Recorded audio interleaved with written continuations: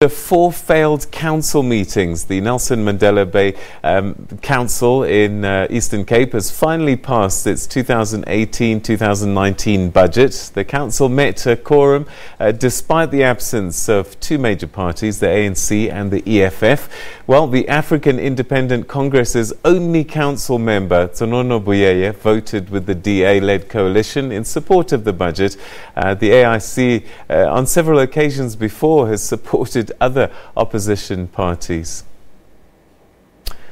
Well, we cross now live to our reporter. Council started off with several caucus meetings. All eyes were on kingmaker AIC councillor Tshonono Buyeye. Yesterday during council, Buyeye indicated that the party would support the budget, but Buyeye failed to return to council chambers to cast his vote, leaving the passing of the budget once again hanging in the balance. Today, a change of heart. The fact that there was a threat of going to administration, for us that was what swayed us more into voting for the budget. And we will continue to put pressure on this DA-led coalition to make sure that what we demanded they will consider when come budget adjustments. Talks between the ANC and the AIC with regard to the long-standing debate on Matatiyel, which the AIC wants to be incorporated into KwaZulu-Natal, came to the fore. I was very impressed that Manja Gala of the AIC had put a deadline, because the ANC have been stringing the AIC along about this Matatiyel issue for months and months, in years in fact, stringing them along. And finally a deadline was put and they didn't make it. The ANC continues to maintain that the budget, although passed, is not pro-poor. They must have a clear stance that let's address and make sure that there are changes where people are coming from. So we're not planning for any other arrangements. All what we're saying, we have been consistently talking about the budget, that address the budget. If they want our support, it's a simple matter. That money goes to our people. Council is expected to reconvene next week. Jayed Leigh-Paulse, SABC News, Port Elizabeth. Well, as you've just seen, Jayed Leigh-Paulse was doing that report for us. Let's cross to her now live, just to get an update on what must be a relief for the mayor in Port Elizabeth. Jayed, thanks very much for joining us. So the Nelson Mandela Bay Metro finally has a budget, but it took some time. How did it all play out? Yes, good afternoon, Peter.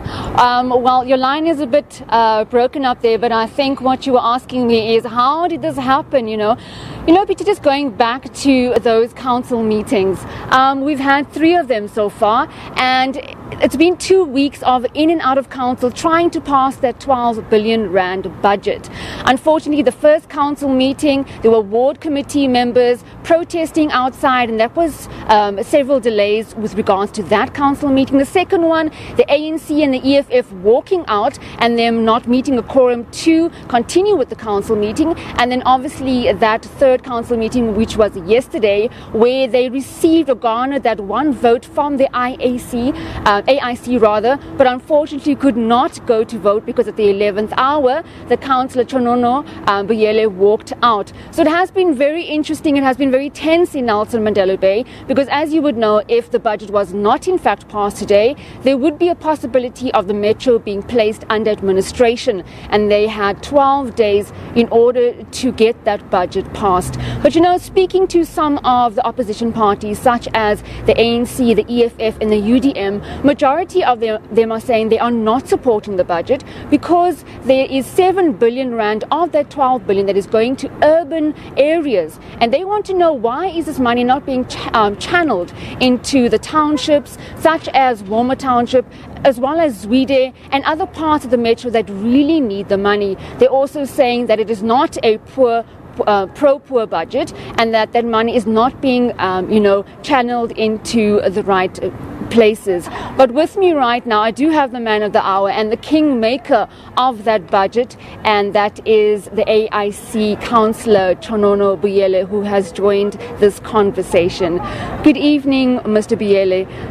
Obviously, you are the kingmaker, so to speak. You casted that vote and helped the DA-led government, get that budget into motion. Just take us through the process of you walking out yesterday, because I'm sure a lot of people were wondering why you would say that you're going to support the budget and at the 11th hour you decide to walk out of council. No, thank you very much, and greetings to your viewers. I wouldn't agree with the statement of saying we helped the DA. We represent the people of the Nelson Mandela Bay. When we took a decision, we had them in mind. Going back to the events of yesterday, I think we've exhausted the explanation to say when I walked out because there was a message that I needed to receive urgently at the time. And due to what transpired after that, I could not. But that said, I had already placed it on record as to what the position of the AIC was in council, to say we were going to support the budget as of yesterday, because as much as we are not happy with many things in the budget. We feel also that DA is not really representing our people well, especially the previously disadvantaged areas where we draw most of our constituencies. We feel they are neglecting, especially on issues where they promised places like in instances like job creation. We have a very high unemployment rate, and with the DA they are shifting the blame to say private sector must come to the party, and we have a different view to that. But all in all, we felt that with the threat of putting this municipality under administration, as the IEC would not be part of that. We feel that by bringing in the administration in a way that would be bringing the previous administration, which was rejected by the people, and we felt that no, we must support, but bearing in mind that DA must address many of the submissions that were made to them in trying to shift the beneficiation of this budget into the mostly previously disadvantaged areas. Now, many people were saying that, or there were rather allegations circulating in council that you received a call, and this has a lot to do with deals or negotiations behind the scenes. And because of those deals not being met, you decided to sway with, the DA-led government. Are these allegations true? Is there any truth in this, or is it just allegations? No, I flatly denied them. There is no such. I've never been part of any deals. And for a deal, usually you are promised something in exchange of something.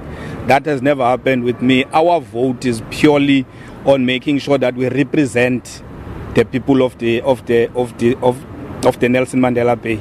So it had nothing with any deal.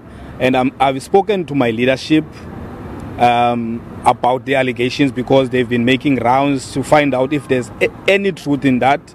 None of them has been promised anything. There were calls made to try to garner support either for or against the budget, but we had already put our position as a party to say we would be supporting the budget. Thank you, Mr. Buyeye. Peter, I also want to rope in the provincial DA leader, Ngaba Banga, who's going to be speaking about the budget as well and how important it was for the budget to be passed. We do know that we would have been placed, or the Metro would have been placed under administration if it wasn't passed today. So we're just going to be chatting to him about that as well. Mr. Banga, thank you for joining us this evening. Just quickly, obviously the budget has now been passed. Where to from here? And the next council meeting will be next week. What will be discussed in that council meeting? Firstly, Jayed, I want to state it very clear. I think Councillor Buyeye put it very clearly that the budget was for the people, and therefore any party that did not understand that not passing the budget will affect the people is a problem. And I think the AIC understood that the people are important than our personal egos, and the people of the Nelson Mandela must always take them first. Therefore, those people who did not vote for the budget, like the ANC, the EFF, and other parties, it's because they don't care about the people of the city. They showed it that even if it means that the services will come to a stall, it will stop, they won't vote for the budget because they want to distract what we're doing in terms of delivering services. The work that we continue to do, we're doing better than them. Therefore, we're happy that the budget was passed because we're going to deliver services. 85% of this budget goes to the historically disadvantaged, the poor. We're building more than 3 multi-purpose centers for the first time for all the constituencies that we represent. And we're happy for that because we're going to have a multi-purpose center in UNAID, we're going to have a multi-purpose center in the former Ibai, we're going to have a multi-purpose center in the northern areas for the first time. We're putting up lights all over in Port Elizabeth and make Port Elizabeth a Nelson Mandela branch.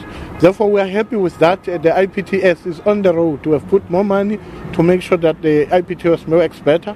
We have seen it in the northern areas it's operating.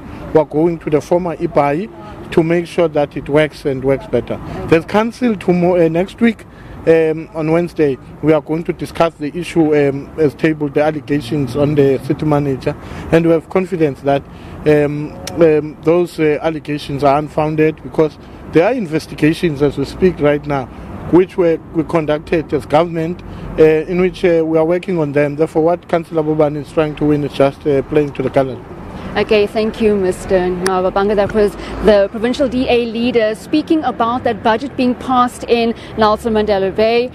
Peter, so you see everything has moved slowly and swiftly. The metro is, so to speak, safe right now and will not be placed under administration. Both the AIC and the DA, as well as COPE, voting for that budget to be passed. ANC and EFF still saying that they need amendments and that they need to sit down and discuss that budget in the next council meeting that will be happening next week. It's back to you in studio. Jade, thanks very much indeed for that comprehensive look at what happened in the Nelson Mandela Bay Metro today. As she said, the budget's finally been passed, but one gets a sense that this coalition will continue to have its ups and downs in the coming days, but at least they have a starting point, they have a budget, and we'll keep you up to date with the developments there every single day right here on Your Story.